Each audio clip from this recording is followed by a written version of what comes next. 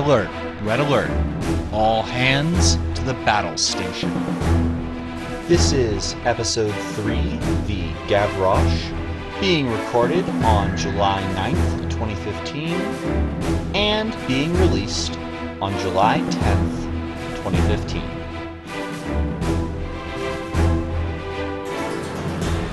Hello there, everyone, and welcome to another episode of Battle Station.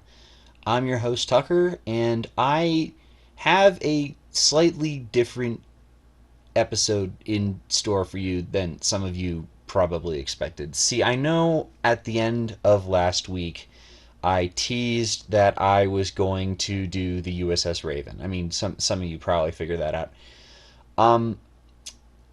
And then, in the middle of the week, I got the craziest, most absurd idea I have ever had. So I'm not doing the Raven, and I'm also probably not going to tease my next episode anymore, just because, that didn't work out so well this past time. So today we're going to be working with the Gavroche. I have the Gavroche is I'm not sure if it was actually named in the show. The Gavroche is a Maquis Raider. It is the Raider. Minor spoilers for DS9, I guess. It's the Raider that Michael Eddington commands once he, unveils as a Maquis spy and goes and runs off and has a great episode where he runs around calling Ben Sisko JAVERT nonstop forever. It's a pretty cool looking ship in my opinion. It has the only competitive history it has is that it was one of the blind buy ships for the first collective OP series, which meant that some people had to include it in their list. Let's go over the ship and you'll see where the concerns lie. So I'm gonna pull up my trusty Space Dock here. Space Dock, by the way, is a great program. I am using two programs primarily for this show. When I talk about card text on the show, I am looking on Space Dock as I do it. While I am researching things for this show, there's a fleet builder called Utopia that's pretty new. It doesn't have the best interface for fleet building, but it has the easiest to use searchable text feature of any fleet builder I have yet to see. I really like it, so I'm recommending. It's web-based. Just Google Utopia, STAW, stall, and you'll find it.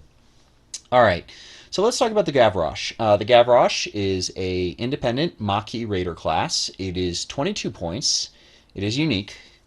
It has a lineup of 2 attack, 3 agility, 3 hull, 3 shields, 2 crew, no techs, 1 weapon, 90-degree forward arc, no rear arc. It does get the Federation action bar, scan battle stations, evasive maneuvers, and target lock.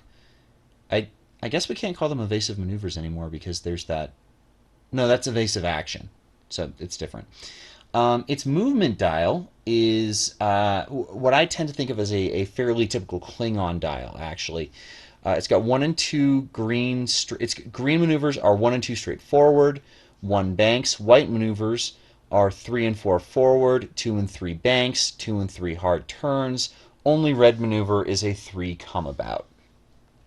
That, if I am recalling correctly, is basically the same dial as the Negvar. It has an ability as a unique ship, and that ability is Action. Disable up to 2 of your crew upgrades and add +1 attack die to each of your attacks this round for each crew upgrade you disabled with this action. Okay, advantages of this ship. It's really cheap. That, again, that is a major advantage when we're working with these kinds of ships, because it means we have a lot of room to build on. Its action is very interesting. Generally speaking, taking an action to get 1 attack die is not worth it ever, especially with a drawback.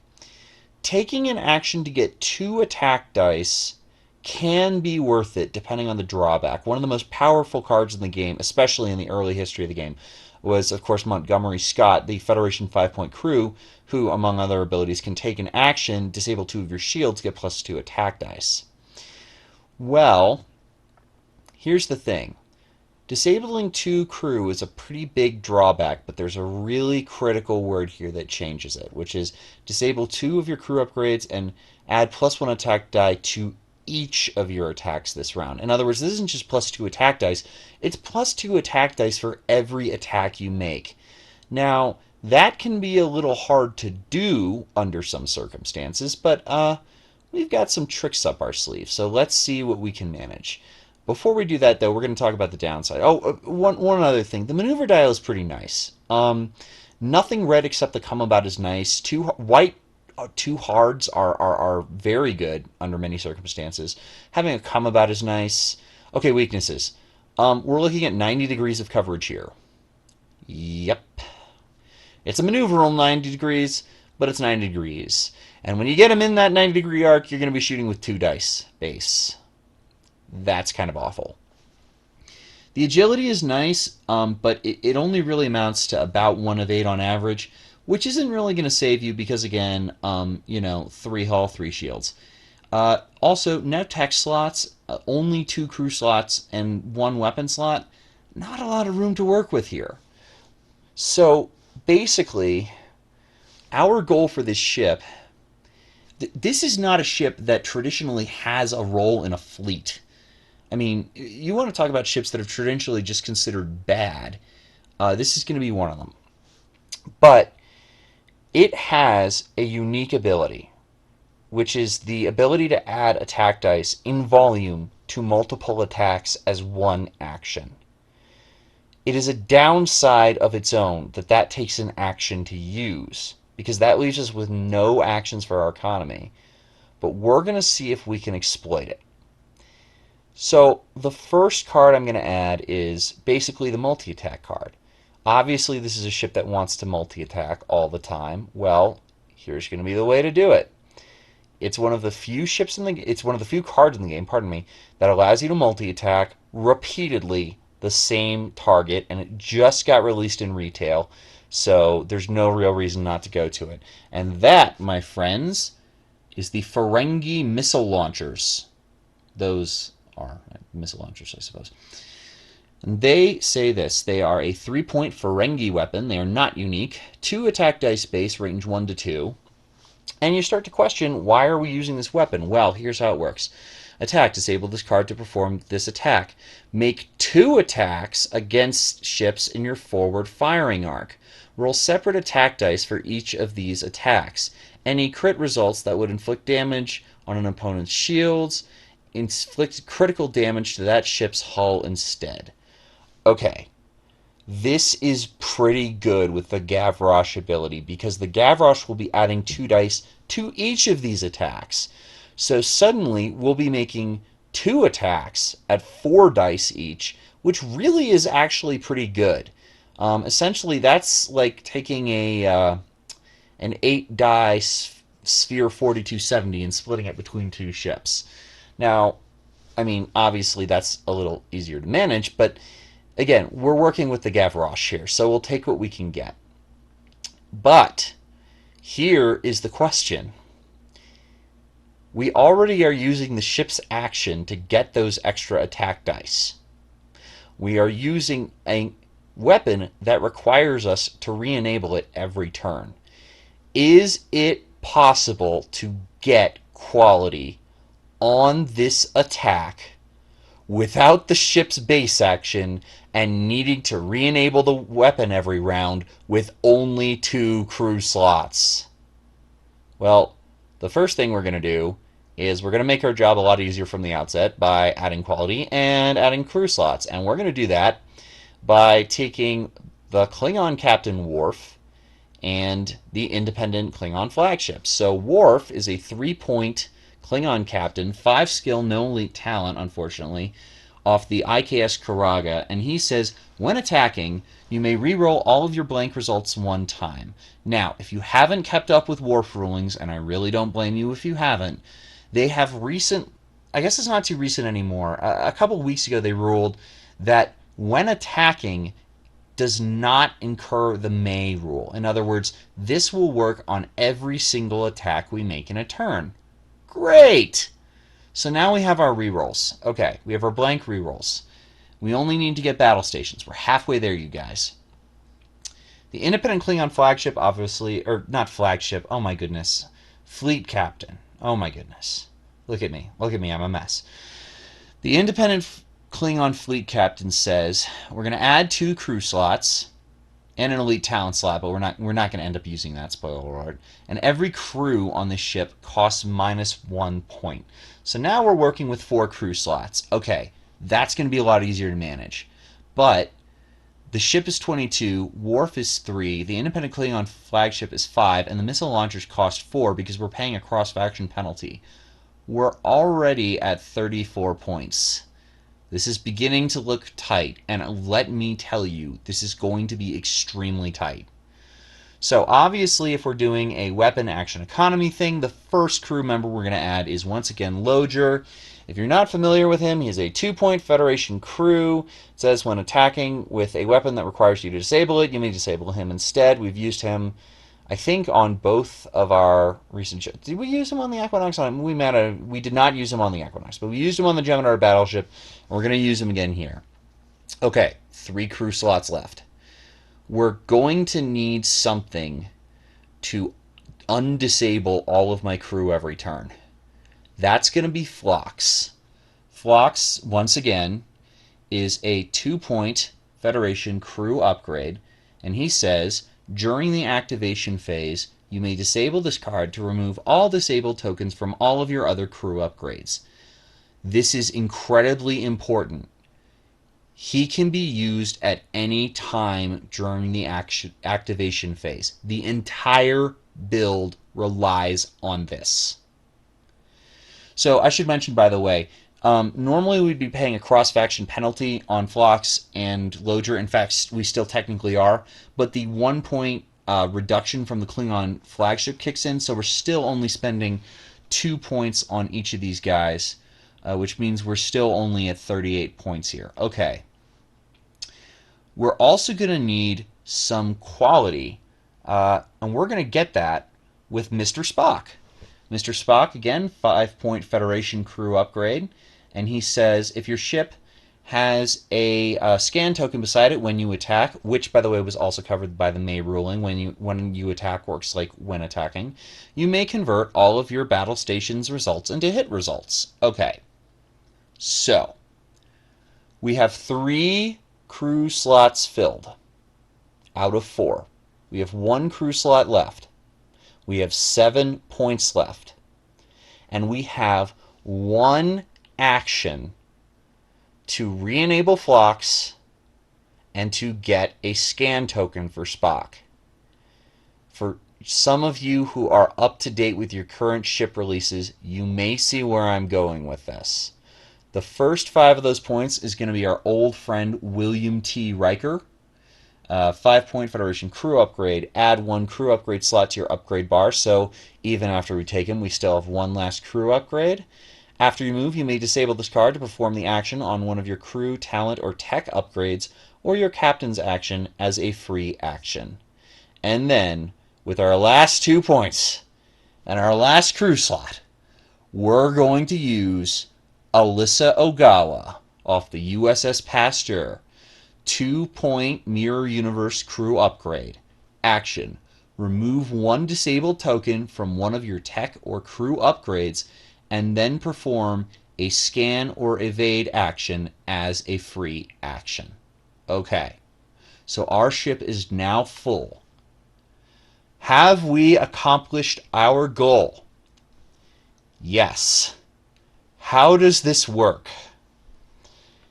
This is going to take some explaining. So, I have created a spreadsheet for your viewing pleasure to assist you in the next phase of this episode as I explain how the hell this build actually works. That spreadsheet is available at the URL j.mp/BSE03. That again is j.mp/BSE03. Okay, I'm going to give you a second to go look that up. So pause the podcast here and get this open, and I will do the same. Okay, we back? Good. Okay. So we're looking at our handy dandy chart, and on this chart you will see the action routine you are going to take every single turn. Your first turn is going to look a little different than your second turn, which is a lot more complicated. And I've handily marked every crew member on this ship with either a green N or a red Y.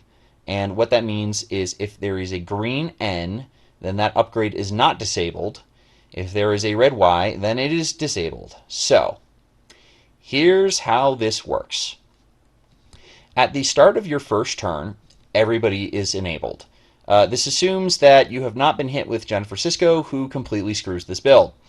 So, your first thing you're going to do is you're going to move, obviously. Then after you move, you're going to activate Riker. He will become disabled. You will activate Riker to give one of your crew upgrades a free action. That will be Ogawa. Ogawa will re-enable Riker and give Spock a scan token. Still nothing is disabled. You take your ship's action for the turn. It really doesn't matter who you disable at this point as long as it's not Phlox. I've marked Ogawa and Spock down, but again, it really doesn't matter. So then your next step is, since you can use him at any point during the activation phase, you now disable Phlox to re-enable Ogawa or Spock. Only Phlox is disabled at this point. Come combat, you shoot the missiles. You have rerolls from Worf, your scan, and your Spock quality. So 4 dice with the Gavroche ability for each attack with rerolls and battle stations, and Loger will disable to keep the missiles from disabling. Okay, follow me so far? Good, because now it gets really complicated. On your next turn, you now will start with Loger and Phlox disabled. Here's what you do. You first use Riker, disabled, to use Ogawa. Riker is now disabled. Ogawa takes her action and re-enables Phlox. Loger and Riker are now disabled. You use the Gavroche ability to disable Ogawa and Spock, meaning the only card on your ship that is not disabled now is Phlox, but then you use Phlox to re-enable everyone else, and now only he is disabled. You shoot again with your missiles, Loger will disable, and now you're at where you were at the start of the turn, and you do the same thing for the rest of the game. Do not, under any circumstances, get an auxiliary power token. This is a little bit complicated, but what it means is that every single turn of the game, you will have the USS Gavroche. If you have it in arc, it will do 2 attacks with battle stations and rerolls. This may not be the strongest thing in the world, but it sure as heck is not something they'll be expecting from the Gavroche. And here's a secret, by the way. If this is in a fleet with Admiral Worf, and Admiral Worf activates after this little chain of actions, you'll also get another 4-die attack with reroll and battle stations from that as well. So, once again, our entire build put together is the Gavroche at 22 points, Worf at 3 points. Remember, independent Klingon flagship makes him an independent captain, so you don't pay a faction penalty for him. So 25 points so far, 30 for the independent fleet captain, 32 for Alyssa Ogawa, 34 for Phlox, 36 for Loger, 41 for William T. Riker, 46 for Mr. Spock, and 50 for missile launchers. So that's our show for today. I have no idea if any of you like this build, but please, somebody give it a try and tell me how it goes. I recommend printing out that spreadsheet and taking it with you for ease of reference. So please, please, please tell me if you do that. Also, I would love it if you guys would give me some reviews on iTunes. One last thing, once again, just a reminder about Steven Toons' Super QOP series at Gen Con. Go ahead and give that a check out. You'll get a chance to win, I think, every single QOP prize in one go.